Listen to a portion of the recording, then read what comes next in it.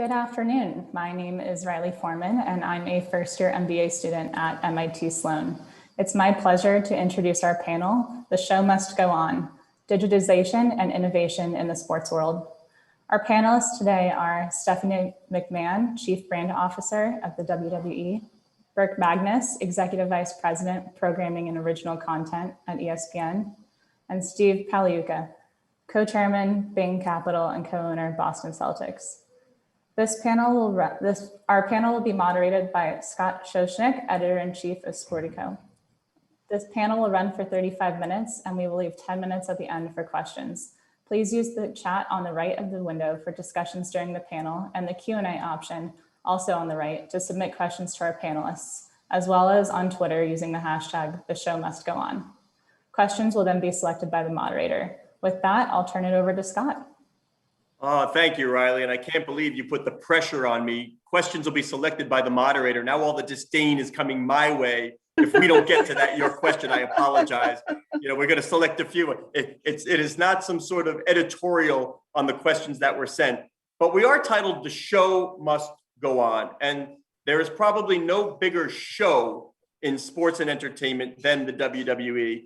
And Stephanie, you and I did this not long ago via Zoom. And I like to have fun with these.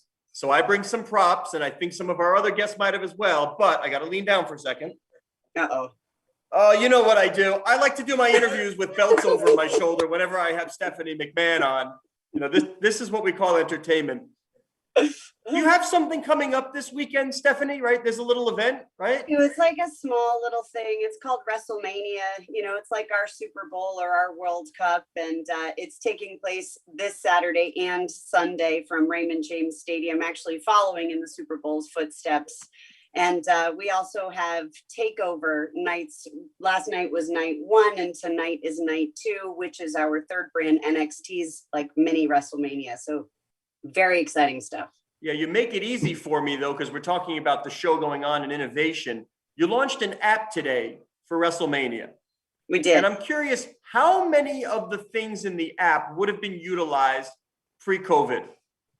Well, it's a hard question to answer. I think we've really learned a lot. And in terms of the cashless experience and all of the different things that are in the WrestleMania app, boy, maybe half of them would have been in there, had it not been the pandemic. We've just learned so much about the experience. And, here we are in our first event returning with, over 25,000 fans, hopefully returning into Raymond James Stadium. It's going to be so special to have those fans back. And we want to do everything we can to make sure they feel safe and protected, and also just, have the time of their lives and hopefully create memories that last a lifetime. Now, Steve, you're an owner of an NBA team, the Boston Celtics. How have you utilized technology to stay in touch with not only fans, but sponsors throughout this year where they haven't been able to come to the arena and watch your games? Well, that's a great question. We obviously have used Zoom an awful lot to get in touch with our fan base, and they're really chomping at the bit to get back in the stadiums. And as you know, since you're from Massachusetts, it's only 12% capacity right now. So, which is a lot better than it was before. When I was going to games before, it was basically about 20 people in the stands, and now at least we have 1,800 that sound like 10,000. But we've used Zoom, we use email, we're sending out clips, and we're trying to keep the fans engaged and in touch. And thank goodness for this technology. Obviously, it would be a lot harder even than COVID is itself if we didn't have the technology that we have today. Burke, you're coming from ESPN's perspective, broadcasting. You're here to show games. Games go dark. What kind of scramble was it at the outset when your head of programming, your most visible and valuable programming, disappeared in a blink? Yeah, it's been an unbelievable year, to say the least. I don't think I'll ever forget March 11th, which was, the night that the NBA stopped. I was actually at a retirement party for a colleague of mine, Trog Keller, who ran our audio and radio team for many years. And as soon as I glanced up at the TV and saw what was happening, and almost simultaneously looked down to see my phone ringing from Bill Koenig at the league, I said, uh-oh, this is not good. And, I think people had a sense of what was coming potentially at that point. So it was really just the tipping point in terms of things that events that were going to be impacted, first canceled or first postponed, suspended, delayed, ultimately some things canceled, having to be rescheduled. But it was a remarkable stretch for us to have to, first of all, dismantle 10 linear domestic schedules almost overnight, and then rebuild them without the benefit of any live sporting events for several months. And then to have really what has sustained even to this day, which is we're still getting back on cycle for many things. The NBA, even though they're playing now in what would be their season, as they're off schedule because they didn't start and restart until December. And we had a Masters in November, and we have a Masters this weekend or today, starting today. I don't think anybody ever foresaw a moment where the Masters would have two consecutive majors back to back. It would both be the same golf tournament. By the way, my arm's getting tired too. I have to take off my favorite ring, Scott. So it's about this time every day where my hand gets tired. I take off my That's ring. why I took it off my shoulder. It's just too heavy. Yeah. Hey, Stephanie, I want one of those. How do I get? I have to drive to Orlando and pick it up. It looks like it's pretty large. Steve, if memory serves, Steve, because I was in the building working that night, I believe you have a ring of your own. I do, and it's close to as large as that size too. So hopefully we're going to get another one in the next 5 years. Got it. I'm making a note. Steph, do me a favor. Take me behind the scenes. I'm curious, Burke. I mean, what happened when that went down? I mean, that's an amazing amount of programming you had to fill in. Yeah. And that it's affecting thousands or tens of thousands of people from ESPN, the production. What happened the minute that happened? Like, how did we sort of had the mother of all hands meetings, in Bristol, to just really, it was sort of like a wartime scenario for real. It was triage in terms of assigning people to do things, trying to work even a couple days at that point in advance, in terms of our schedule and getting it published and out. One thing I'm really proud of, and I know the people of ESPN are really proud of, is that we never went off the air with SportsCenter throughout that entire the entire COVID experience. A lot of places had to shut down entirely. We always had sort of a plucky group of about a couple hundred people who kept SportsCenter on the air every day since then to this day, and we slowly but surely rebuilt the schedule with some live hours of studio every day to talk about the impact, but with no events. So then it became a question of getting some structure to our schedules. We talked to the NFL about making Monday night into a Monday Night Football schedule of old games, right? Tuesday night was MLB. That's great games from MLB. Wednesday night's our NBA night, Wednesday and Friday. So we made Wednesday night, great NBA games. And we just tried to create some structure that fans could rely on for anything at that point. And then we started doing crazy stuff like, we did a deadlift competition live from Iceland with the guy from Game of Thrones, right? We did, esports exploded, especially in auto racing, where NASCAR and Formula One and others created pretty realistic experiences through esports racing. I did an Eagles concert film in July, which got a lot of attention. We talked to Steph, and we did right out of the chute almost some great WrestleManias in advance of last year's WrestleMania, which had never really been seen before on ESPN, certainly on ESPN.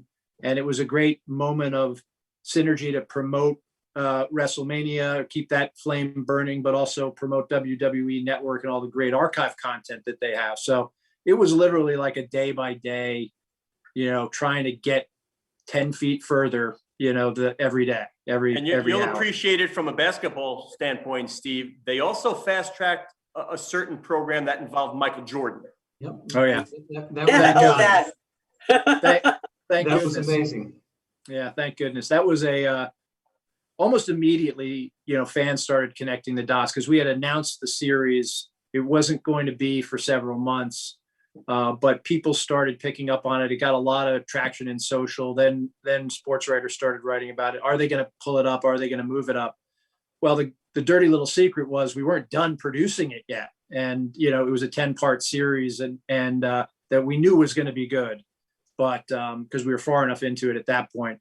And it sure was, but we were very nervous about moving it forward because we weren't sure when we were going to be able to finish it. But we ultimately got comfortable. We picked a date in April. It went for 10 straight weeks. We started it before we were done producing it, which was a high wire act in and of itself. But I don't think there's been anything in my career that I got more direct feedback from fans about than The Last Dance, mostly because it was kind of like a thank you to sports fans who had nothing else really to look forward to at that point, an unknown future of when live sports were going to return. Yeah, I love the fact, Stephanie, that we know that sports fans have this voracious appetite for the programming. You guys were lucky in that you had your training center in Florida where you could put on events, but let's be real, and I think you'd agree, it's not the same without the emotion of the crowd there. But you did your best and technology helped you do it. So what did you do? What did you learn? And what will you take moving forward? So similar to Burke, just so incredibly proud, of our team because we never went off the air. We never stopped providing live content for our partners and for our fans. We felt it wasn't a question of if, but how. And we had actually had NXT, which is our third brand that I was mentioning before. Typically we perform at Full Sail University, but for whatever reason, that 1 week in March, we had to move to our performance center, and we did have live fans on Tuesday night prior to everything shutting down. And our trucks were on their way to Detroit, to Little Caesars Arena for SmackDown. And at the last minute, it was actually my husband, Paul Levesque, Triple H, who runs NXT, and he called my father, Vince. It is a family business. And he said, do you want me to leave all the production equipment up here in the performance center just in case? And Vince said, yeah, I think that's a really good idea. And sure enough, on Thursday, we had to turn the trucks around and come back to the performance center, which is where we did SmackDown live that night in front of no audience. And let me tell you, no audience is no fun. It is so hard for our performers, I think for athletes as well, but especially for WWE superstars, because we feed off of the crowd. Their reactions actually help indicate what happens in the ring. It's performance art mixed with improv. And ultimately, we were hoping to be back on the road in the fall, back at live events, but that wasn't meant to be. So we then reinvested in the television product, partnered with a group called the Famous Group. And we then brought in and also took up residency at Amway Center in Orlando. And we created what we call the Thunderdome, which was like this virtual fan arena, bringing in nearly 1,000 fans every single night, leveled and tiered. So it really does feel as though the fans are live in the arena. It's about a 1.5 second delay, but to the casual viewer, they can't, hear that. And it allowed us to experiment with things like drone cameras, pyro, different types of technology, augmented reality, things we had never really done before.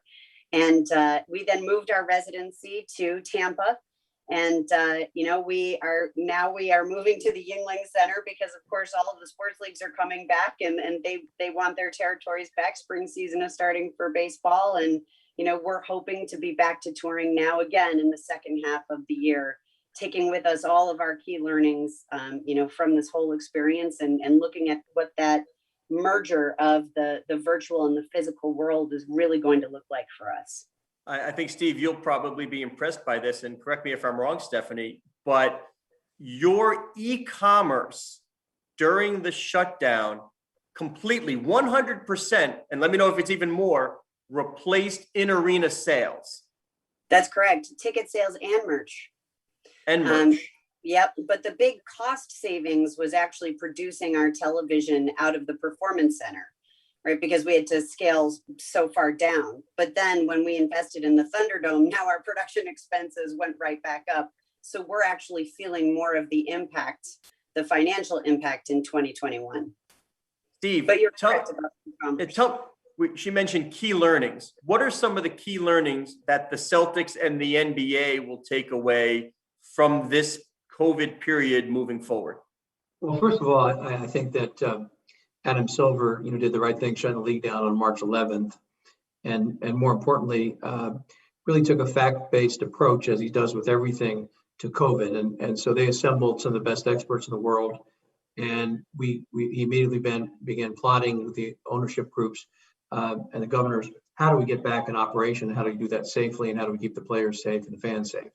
And out of that was, born the truncated season in Orlando.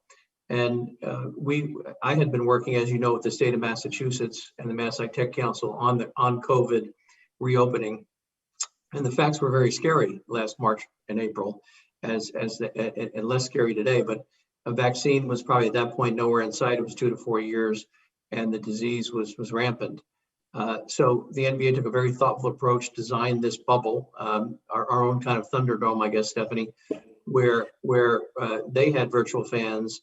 I think they did a fantastic production job with the television stations, because I attended some of the games down there.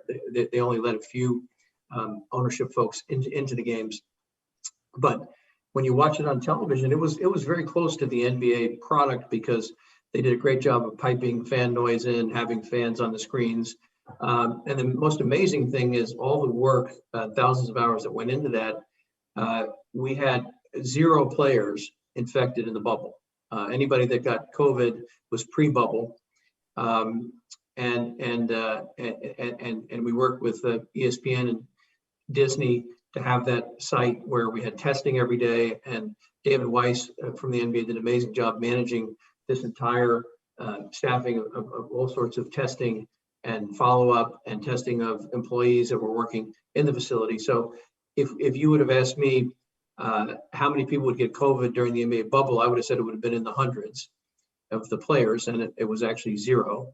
And some service folks did get COVID, but the great thing about the everyday testing was they never infected the players or any of the staff, because when you get the result very quickly, you can then be quarantined and get taken care of medically, so there's no spread. And that whole project really fed into what we did in Massachusetts about the key things of stopping the spread, mask wearing, not socializing, and keeping the distance. All that science was utilized in the NBA bubble, and a huge credit to Adam and the whole NBA team for pulling that off.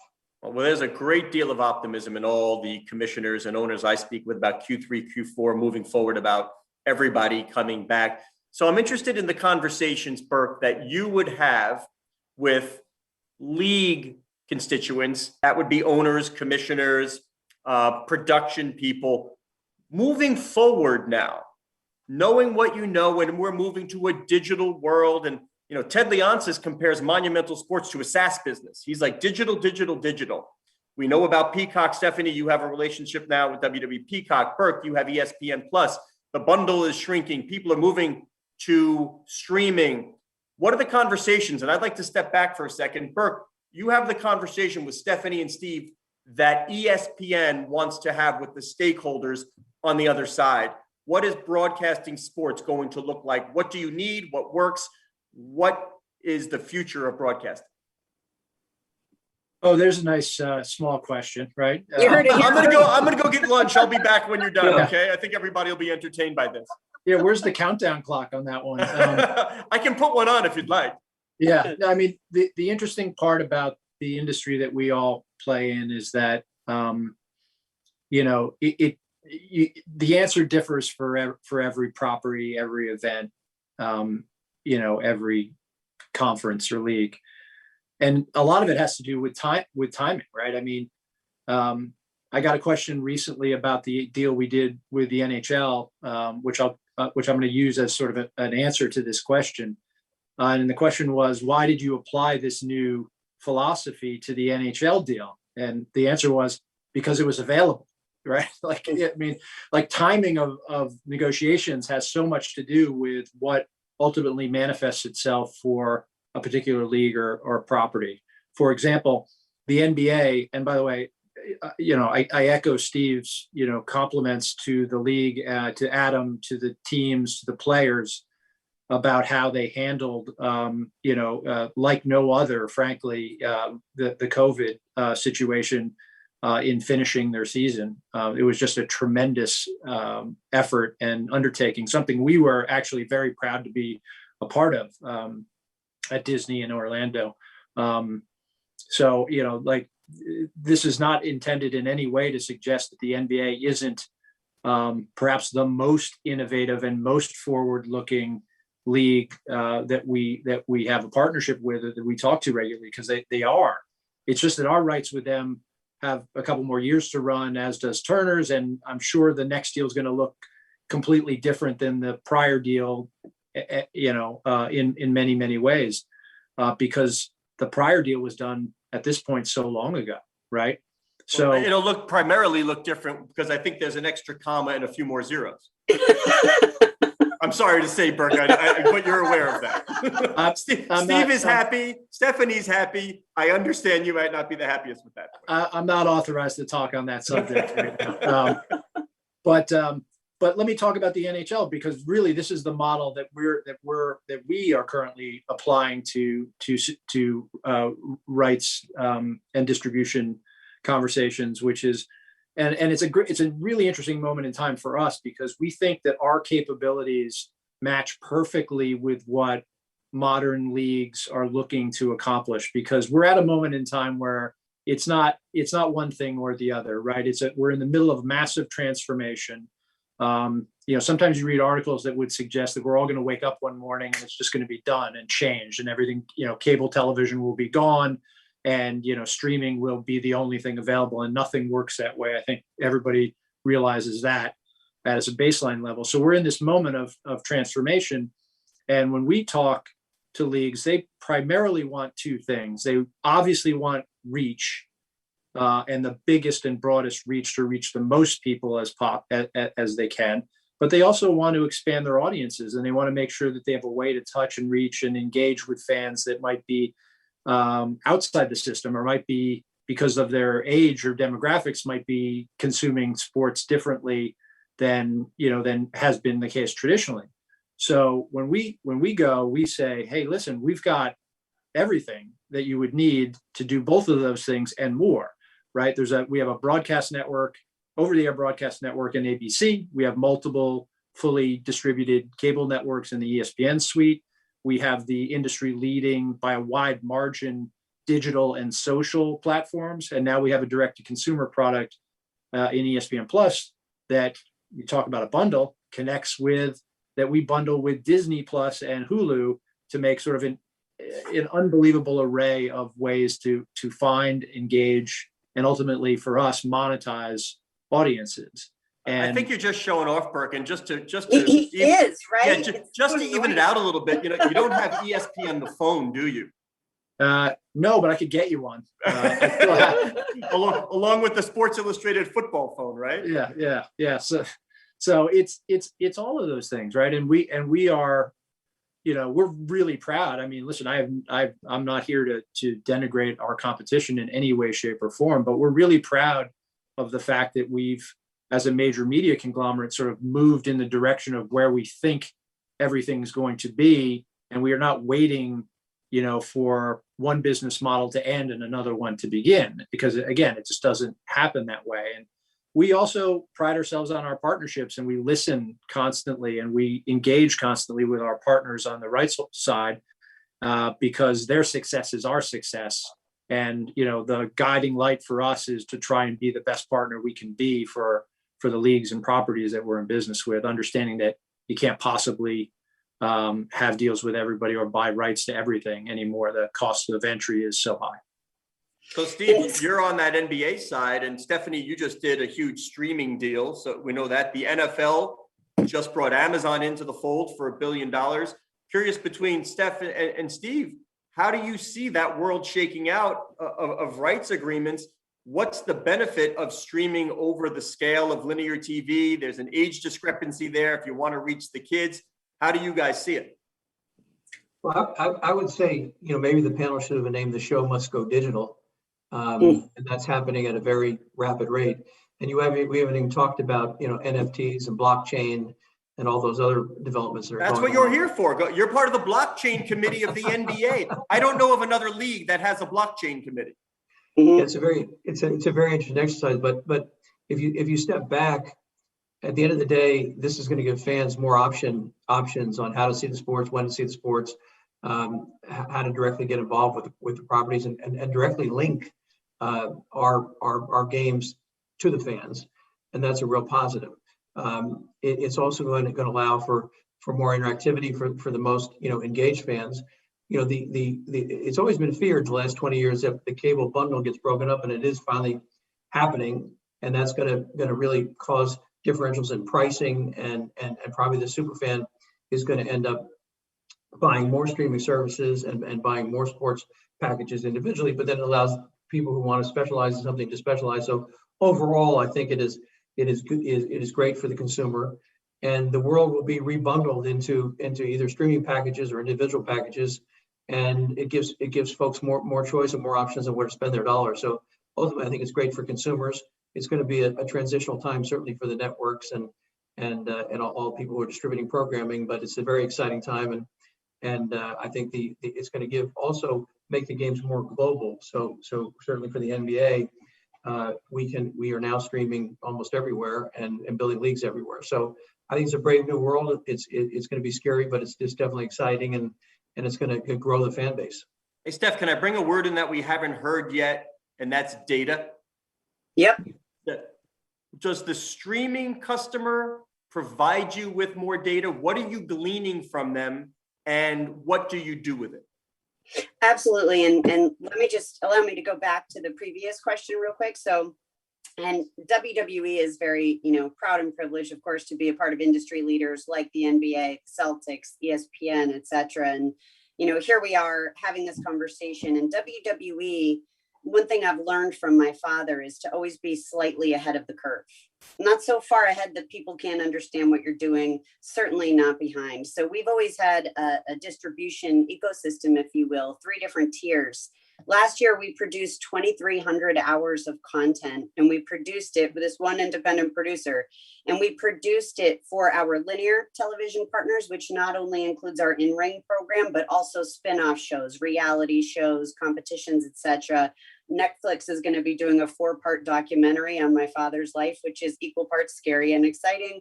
A&E is doing biography series. We're doing a memorabilia show. Then we do have our AVOD strategy, which is all about, digital and social media. We actually have a gaming vertical with some of our superstars who are gamers. We're active in all of the gaming spaces. We created a new show called the Superstar Gaming League, pitting our talent against other celebrity influencer gamers, because that content creation is so important, and the ability to engage and interact with your audience where they are, when they want to watch, and how they want to watch.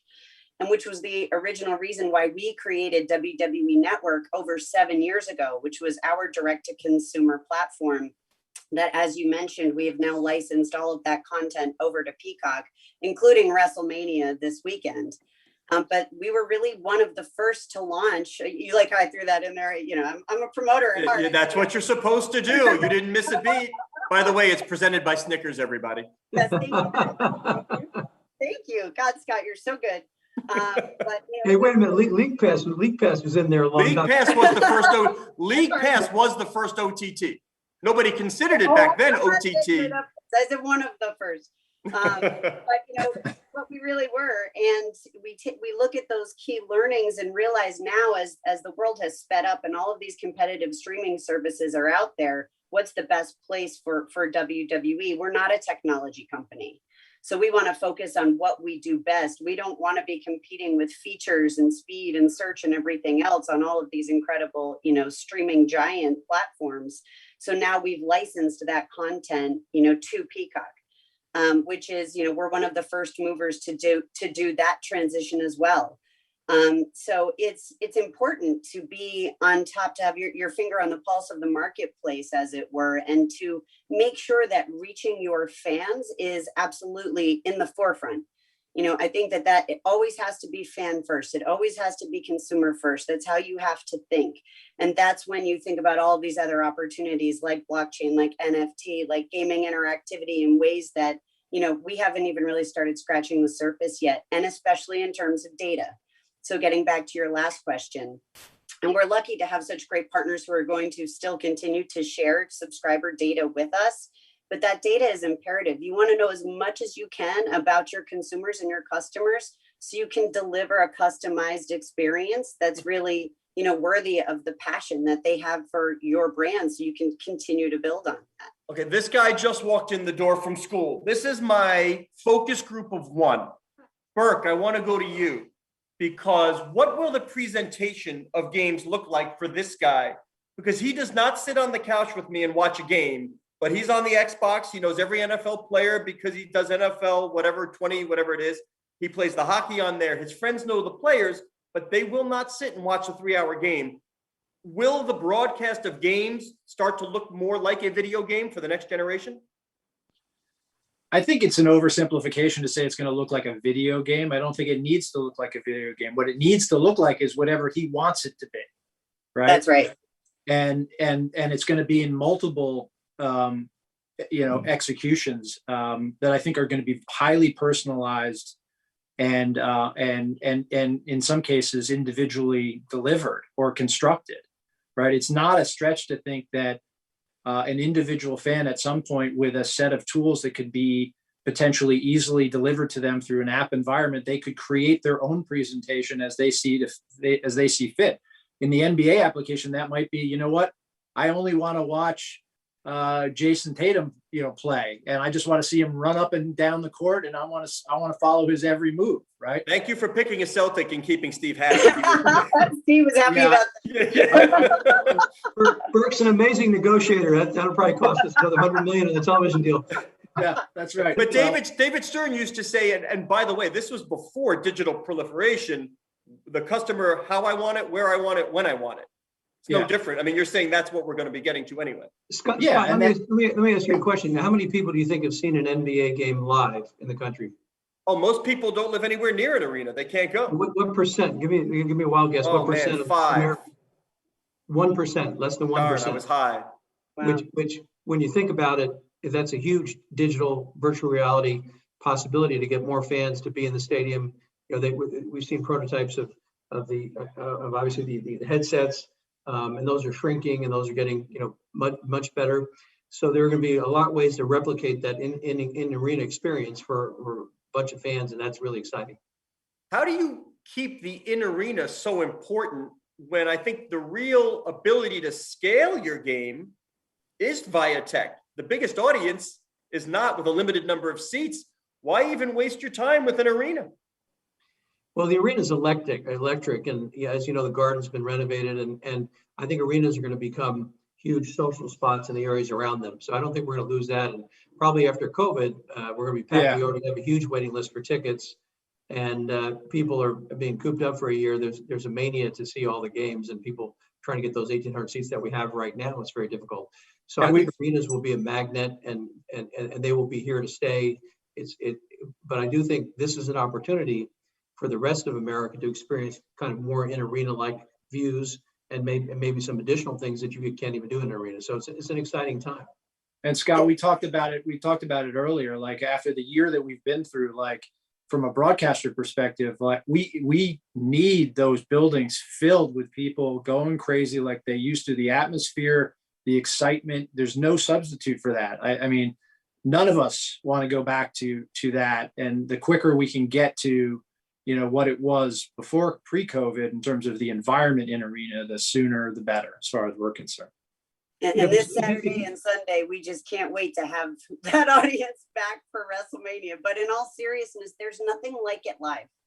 There is nothing like coming to the venue, to the arena, to the stadium, and feeling that kinetic energy of the fans around you. And I think it's one of the things that sports and WWE really have in common is that community. You know, I think I said it in the beginning, for WrestleMania in a non-pandemic era, we typically have people from over 60 countries, all 50 states, all different political beliefs, backgrounds, etc., all coming together to share this thing that they love, which is WWE, this passion. It's like a giant homecoming. And we can't wait to bring all of our fans back home, you know, to arenas all over the world. Stephen Burke, sports betting. From a revenue perspective, from a second screen, third screen, from a presentation perspective. And Stephanie, perhaps fans won't be betting on your events, but there is some sort of gamification that you could utilize. Yep, we're free to play. What are we seeing? What are the plans there? Yep, I'll let these guys go. As you know, the NBA has been way out ahead of that, from David Stern, Adam Silver, saying that we had a large illegal betting market. So isn't it better if it's regulated and it creates tax revenues? Much better way to go. We're finding that it creates even more fan engagement, and so it's taking casual fans, you know, who enjoy making those bets, watch the games and pay more attention to the players. You obviously have to make sure you have incredible officiating, and you have to pay attention to a lot of things about the fairness of the game, and how you can bet and when you can bet. But those technologies are getting there. So I think companies like DraftKings and FanDuel have really taken a large share of that market right now, because it's really fun to be in that NCAA pool or watch a golfer and bet on every stroke. And so it's really just created more fan engagement. I was going to go back and say, when you think about the last 20 years since I gave that presentation to your nephew's kindergarten class, at that time, Scott, when we purchased the Celtics, they almost didn't even have they had the names and addresses of season ticket holder members. They weren't on email. They weren't connected. And we saw that as a major opportunity to become connected. We did not know there'd be Snapchat and Facebook and all the services out there, Twitter. But really, the technology has moved so much in the last 20 years. It's really increased fan engagement. So fans can be fans virtually all the time. And that trend is going to continue. And I think that's great for the NBA, great for wrestling, and great for the networks, because it just creates more interest and more engagement. So I think the watchwords are digital and fan engagement. And that's all going to go up in the next 10 years. We do have some audience questions here, and playing off that, for Burke, in 30 years, when ESPN does a 30 for 30 on COVID, what is the sports event that it's about? The sports event that it's about? That's what it says. What is the sports event that it's about? So not sure I get the exact point there, but when you do the 30 for 30 on COVID, what are we focusing on? What's sort of that nut of that program? I think the core of it's going to be the NBA bubble. I mean, to me, that is the sort of the monumental achievement of COVID era sports. And then everything else can emanate from, and by the way, it was also sort of towards the front end of it. So we have this, everything that happened leading into it and everything that has come downstream from it, I think all keyed off of the NBA, their actions, their the thoughtfulness by which they went in devising that whole circumstance from a health and safety perspective. Every way you look, I think it was instructive to so many different properties, and frankly gave a lot of other leagues and events the courage to carry on. So I think that, to me, would be at the core of a 30 for 30 story on COVID. Yeah, either that or WWE, because we never went off the air. We kept going, and that was quite an accomplishment in and of itself. I can only pander to one party at a time. I know, that's true. That's true. I understand. You're not paying them, Stephanie. You're not paying ESPN. Yeah. I can see it already, that the opening scene is going to be the March 11th shutdown, and then the stoppages of all the leagues. And then how we came back from that. And it is a very interesting story, because it looks when things happen, it looks easier now. But when we were sitting in those rooms, we were having Board of Governors meetings every few days to say, how can we get players back safely? Is it doable? We would have scientists come in. We'd have all the world experts, and working with ESPN. Bob Iger, I saw down at the bubble, and he was very proud of what the Disney employees did, and we were too. That it kept our players safe, and everyone was vigilant, and everyone contributed. So it really was, when we were terrified going into this. Adam Silver was terrified going into this, because you cannot have a failed experiment with this. You cannot put people at risk. And we are so fortunate that they were so organized and scientists helped and the partnership with Disney that no one got COVID. You know, I have goosebumps when I think about it because we did not want to put any players in danger, any fans in danger. And it also gave a lift to the country because, as you remember, you don't really want to really watch too much, curling 24/7 on television when there's nothing else on. I'm okay with the world's strongest man competition, Burke. Magnus for Magnuson's fine by me. Yeah, distant relative. Yeah. It was really uplifting. It was really uplifting to have those games and have that go so well. So I think it's going to be a great day for 30.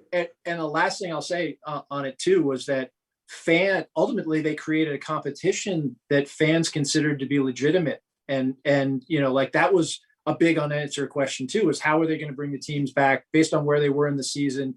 Could they finish it in a way that fans felt was genuine and legitimate? And ultimately when they gave, a trophy to the Lakers, did fans feel like that they earned it? And unquestionably, I think they nailed it on that point too, which was important. I'll editorialize a little bit in that even watching with partial fans back, it doesn't feel quite right. So one of the questions is there a sporting event on the radar screen that to you will mark the sign that we are back? College football. I think, and I say that because college football, I think, had the hardest time dealing with the in-stadium issues, right? They're not a professional league. They don't have the resources. It's a decentralized situation with each individual conference making their own decisions autonomously. I think you saw a mishmash of, partially filled stadiums, no fans here. They didn't have the ability to dress it up and do the things that Stephanie and the NBA did in order to. And they were also at the whim of local health officials. There was not a uniform policy.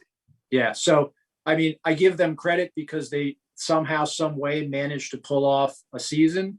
But I think when we see, a filled big house at Michigan or Texas, down in Texas or at USC in the LA Coliseum, like when that's back to the way it used to be, it'll feel to me like we've come out the other end successfully.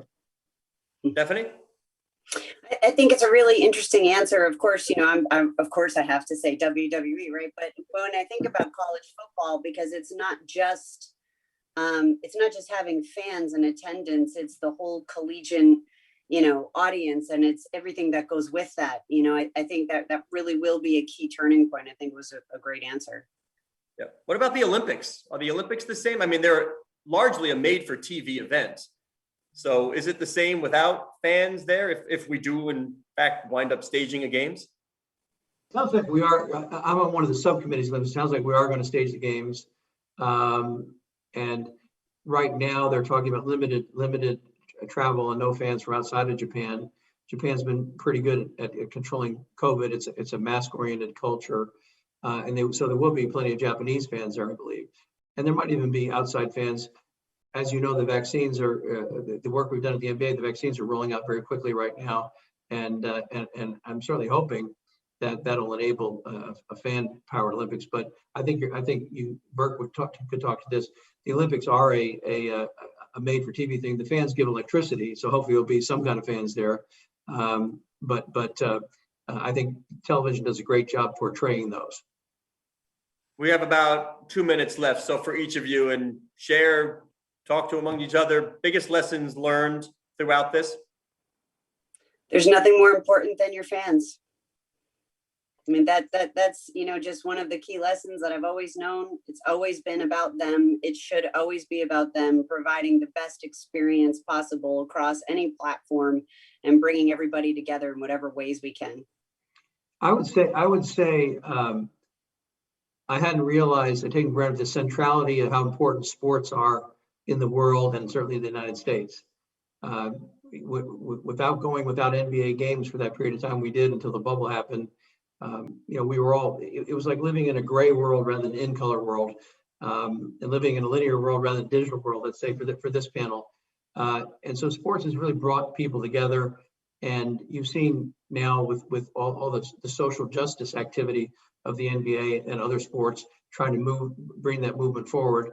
And you're going to see more and more of that. So I think the centrality of American sports, maybe versus any place in the world, was was shown in this COVID crisis. Burke, you from the Herculean effort of keeping it all together? I'm sorry, I lost my connection for a second, so I didn't hear the question. What one defining lesson learned from this COVID era?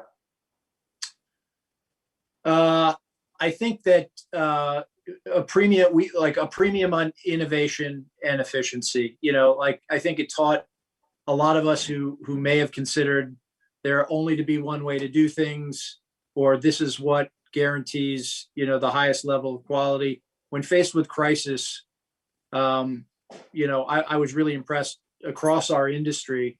I'm not just talking about ESPN here, but across our industry, how people figured out a way to innovate and to push our business forward in a way that really gives me hope for where we're going to be going forward. That there's nothing that we can't get through.